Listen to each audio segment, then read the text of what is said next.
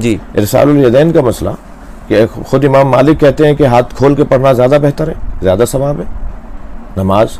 तो ये फ़ुक़हाए अहले सुन्नत के अंदर भी मतलब हाथ खोल के नमाज़ पढ़ना और हाथ बांधने के अंदर बाज़ फ़ुक़हाए इमामिया से नज़दीक है।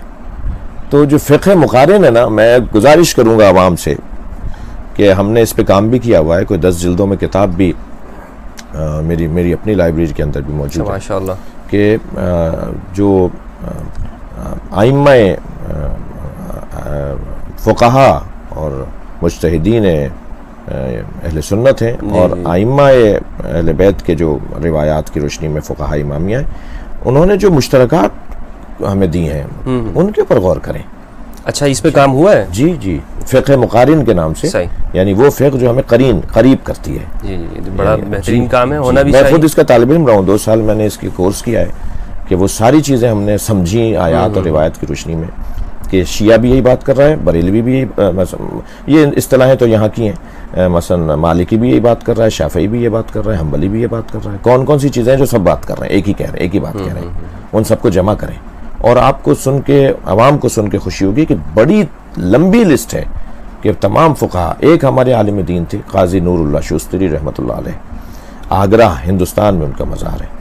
वो 2 साल तक पूरे हिंदुस्तान के क़ाज़ी उल क़ुज़ात थे और किसी सुन्नी को नहीं पता था कि ये शिया फ़क़ी है, इसलिए कि जब वो साइल या जिसका मुकदमा अदालत में आता था उससे पूछते थे तुम्हारा मसलक क्या है, वो कहता था मालिकी हूँ, शाफ़ई हूँ, मसलन हम्बली हूँ, ज़्यादातर हनाबिला हैं।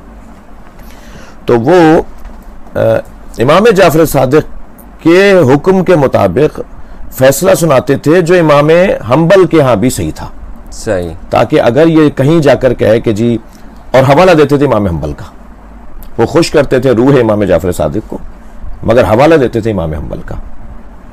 और 2 साल तक किसी को नहीं पता चला। उन्होंने सारी फ़िक़हों पर दस्तरसी रखने की वजह से अहले सुन्नत के फैसले करते थे जो अहले तशी के नज़दीक भी, यानी फ़िक़्ह अहले बैत के नज़दीक भी सही हों, क्योंकि फ़क़ी अहले बैत थे वो। असल तो उनका जो प्रैक्टिकल जिस पे वो करते थे और प्रैक्टिस जिस पे करते थे वो फ़िक़्ह जाफ़रिया था।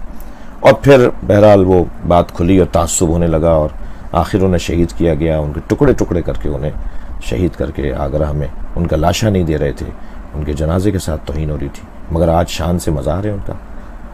तो ऐसा मुमकिन है कि हम तमाम मुश्तरकात की तरफ तवज्जो करें। सहाबाए किराम के हवाले से आपका जो मैं समझा हूँ वो ये है कि इसकी असल तारीफ़ में ये इख्तिलाफ़ है, तारीफ़ में इख्तिलाफ़ है, यानी जिसको हम लोग सहाबी मान रहे हैं, जिनको हम जो इसको उमूम दे रहे होते हैं कि जिसने देख भी लिया या जो तुलका आए उनको भी सहाबी और वो भी हमारे नज़दीक शामिल, लेकिन आप लोग इसमें बड़ी तफसील से फ़र्क करते हैं, हर एक को सहाबी नहीं कहते।